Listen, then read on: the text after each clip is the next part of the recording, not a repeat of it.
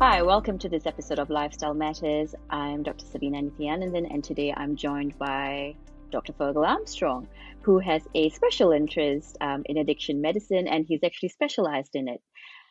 Welcome, Fergal. Thanks for joining us today. Happy to be here. Thanks for the invite. Great. So today I thought we might talk about one of the common addictions in the world, nicotine, smoking.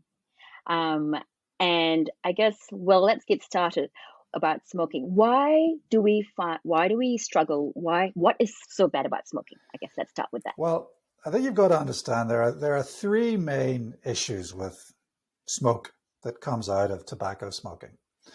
You have to understand what happens due to the nicotine.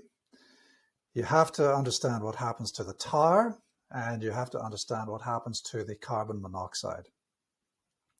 And so if we go through all of those, first of all, the nicotine is the substance that causes the addiction. The tar is full of what we call polycyclic aromatic hydrocarbons.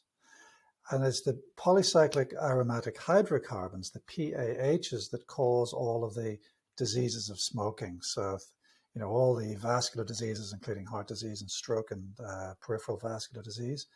And it's the one that also causes the enzyme induction, and it's the one that causes all of the smoking-related cancers. And then we have the carbon monoxide content, which impairs oxygenation of tissues and therefore also impairs wound healing and reduces, in the very short term, it reduces aerobic capacity. So there are three elements, and they all have different problems on the human body. Okay, so I guess if I had to get that correctly, to put it very simplistically, if we had a form of delivering nicotine, which does not have the tar and the carbon monoxide, would that be a safer approach for people who are addicted to smoking? Well, absolutely. I mean, nicotine is as dangerous as caffeine, and yet we freely ingest caffeine. Yeah. Now, caffeine has got problems if you take too much of it. But, nicotine per se is not associated with any cancer, not associated with a worsening of vascular disease, and is not. But what it does is it creates the addiction, which then drives the ingestion of all of the other pathological substances. So, the next question then would be, why is nicotine addictive? So, all addictive substances, either directly or indirectly, increase the amount of dopamine that is in the brain structure called the nucleus accumbens.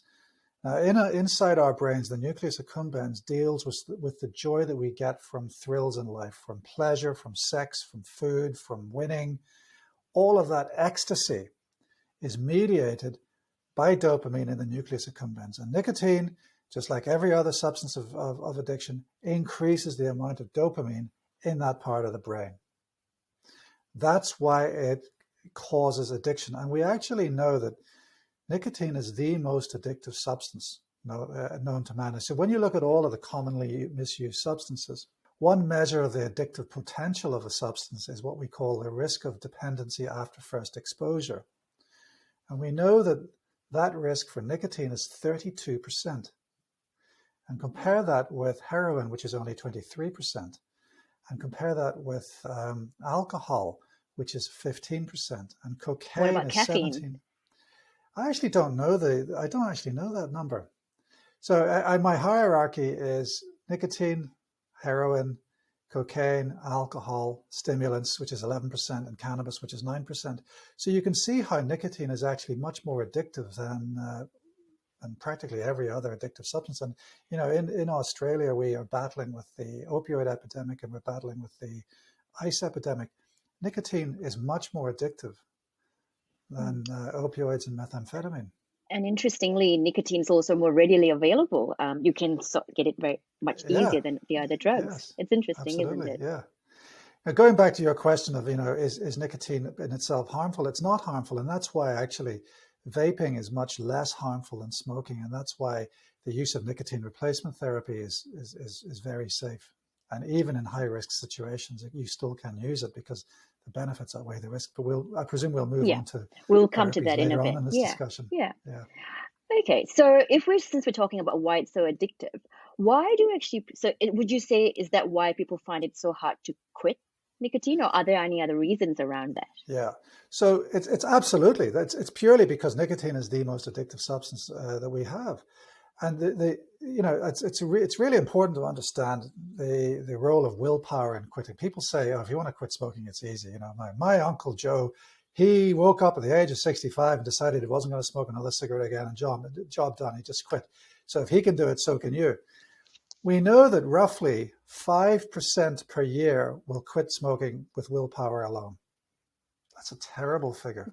And I guess if you think about, so what I'm hearing is, the fact that it's such an addictive substance, that's one of the main reasons why it's so hard to quit. The fact that it's Yeah. readily available around is another reason. And social support, isn't it? Like, if you're trying to quit Yeah. and someone else is still smoking and they're not in the same boat, then, Yeah. quitting would be a bit harder. Yeah, you've got to understand that all addictive use is not just about the neurobiology, it's all about the psychosocial context. So remember the advertising that used to go on with tobacco. You know, the Marlboro cowboy, the man in the street corner feeling lonely and then lighting up a cigarette and feeling better. So nicotine was marketed as cool, as macho, and as a social thing to do.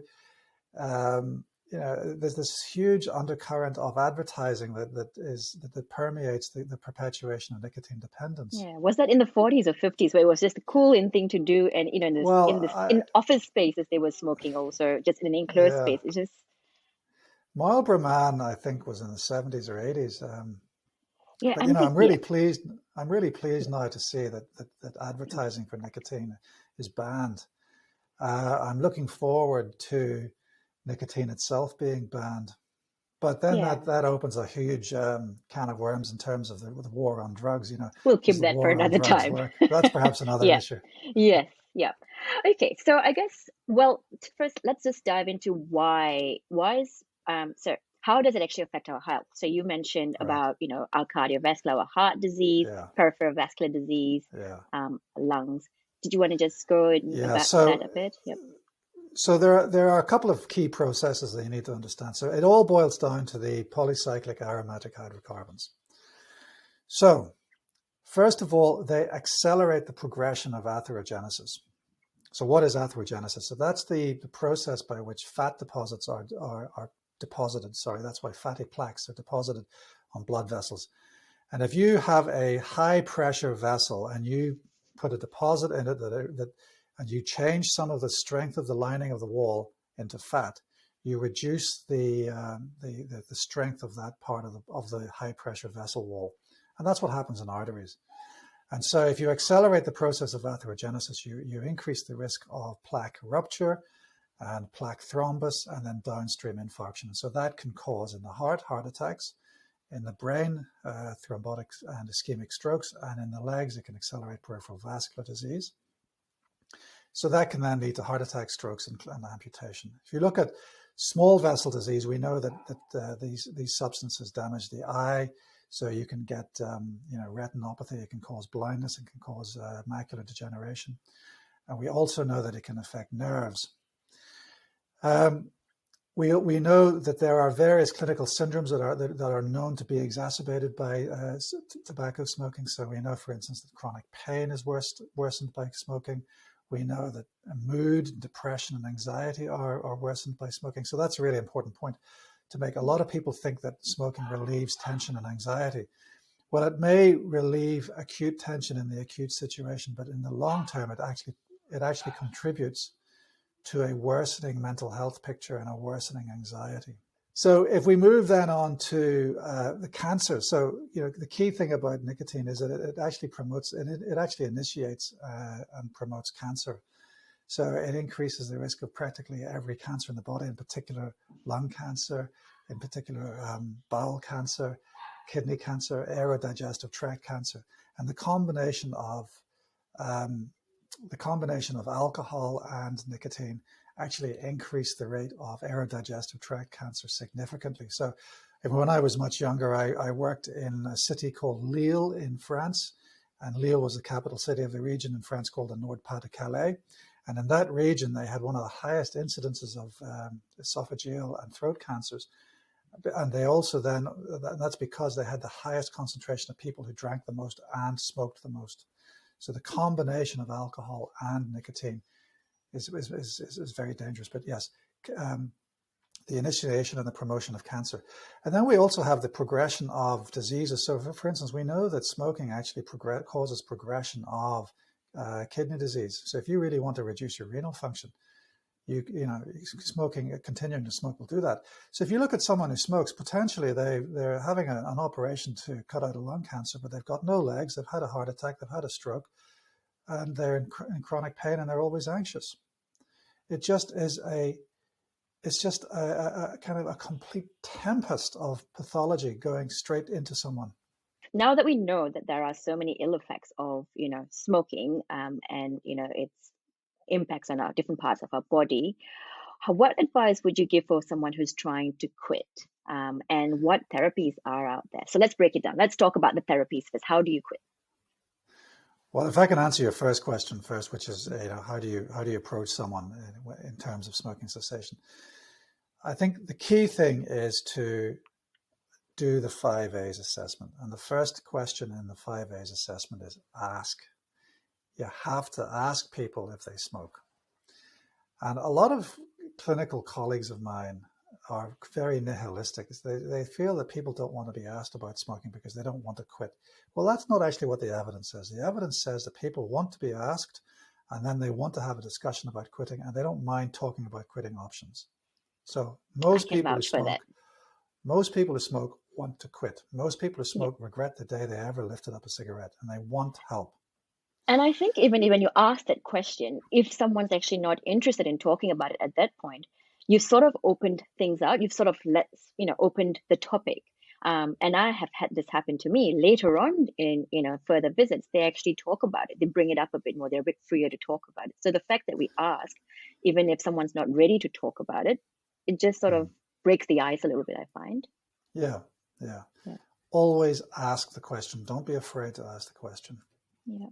In terms of helping people, we know that roughly 5% of people will do it by willpower alone. We know that counselling and willpower will bring it up to about 8%. We know that nicotine replacement therapy will bring it up to about 8%. We know that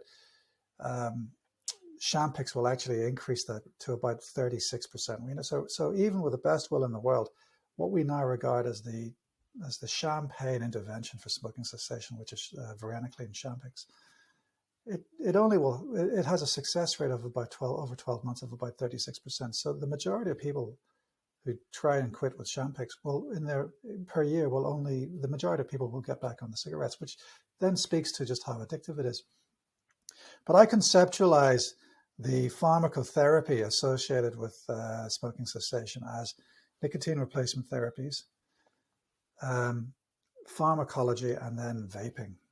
So if we talk about if we talk about nicotine replacement therapy first, so basically this goes back to the point that nicotine is as harmful as caffeine, so it's a very safe product. So you can get nicotine replacement therapy in the form of chewing gum, in the form of lozenges, in the form of nicotine spray, in the form of inhalators, and in the form of patches. A lot of people say to me, oh, I tried the patches, it didn't work.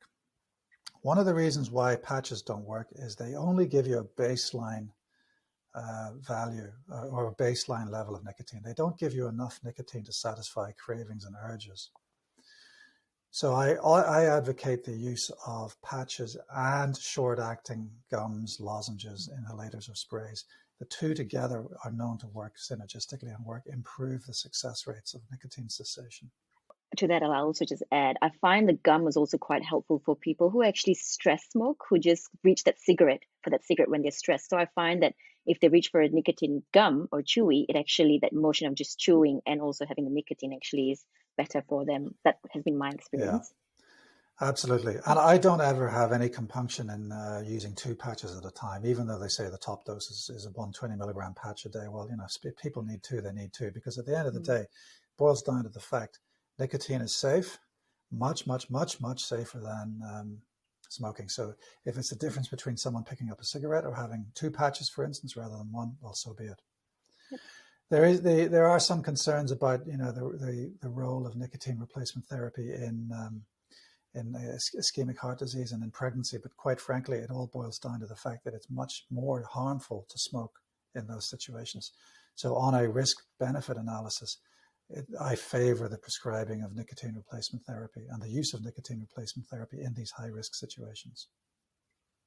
Yep. I remember when we were doing a cardio unit with this amazing cardiologist, every person who came in with a heart attack who was smoking had a patch on. It was just standard patch for you. Yeah.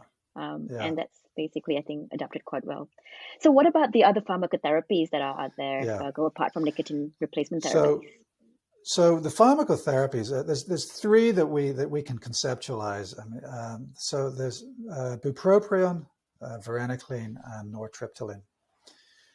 So remember I said to you that the key thing about the addictive potential of nicotine was it elevates dopamine levels in the nucleus accumbens. So bupropion was originally as an antidepressant, and it's one of its mechanisms that it also elevates dopamine.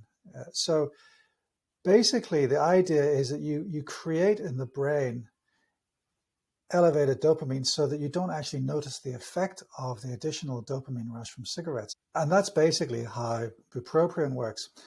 So it started out as an antidepressant, it elevates dopamine, and it's been found to be very useful in smoking cessation.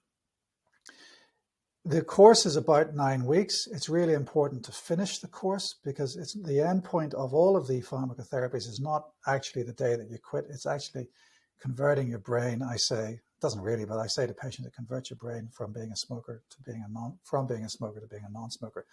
And I say that because I want to emphasize it's really important to complete the course.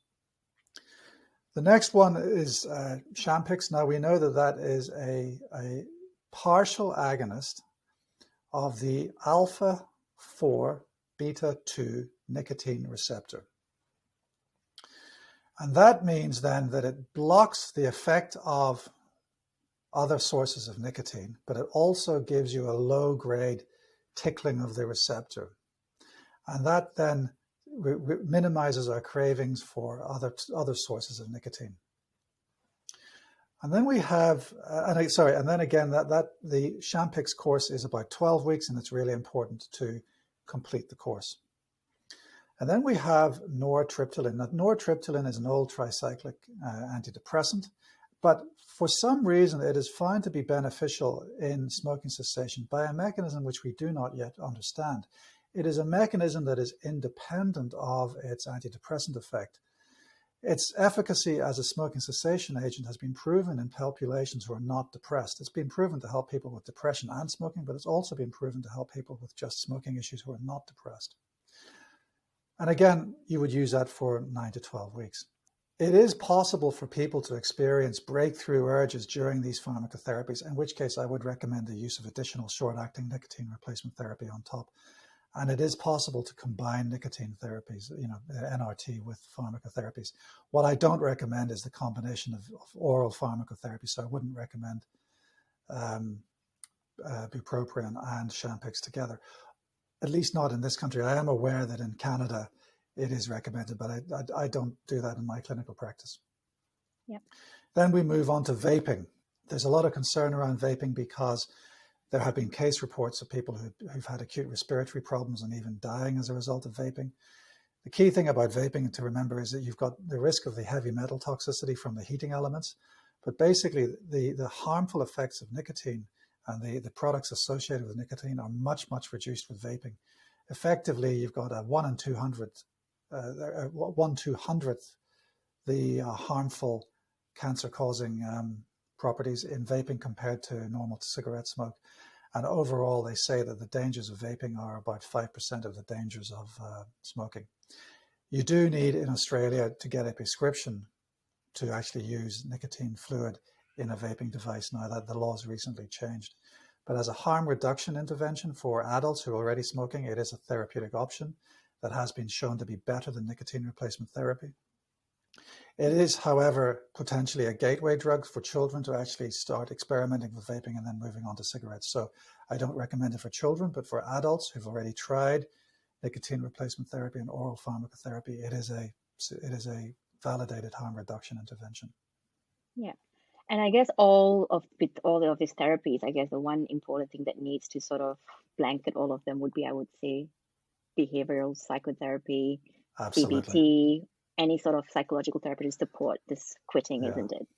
Yeah. Yeah. Okay, just in the interest of time, I guess, just and do you have any tips or anything that you'd like to tell our viewers about giving up smoking and where they Yeah. can get some help if should they require it? So the first thing I would say is never quit quitting. If you look at the cycle of change, it takes about potentially 7 cycles to actually get rid of a substance use disorder. So, it can take you maybe up to 7 goes to quit, but don't quit quitting.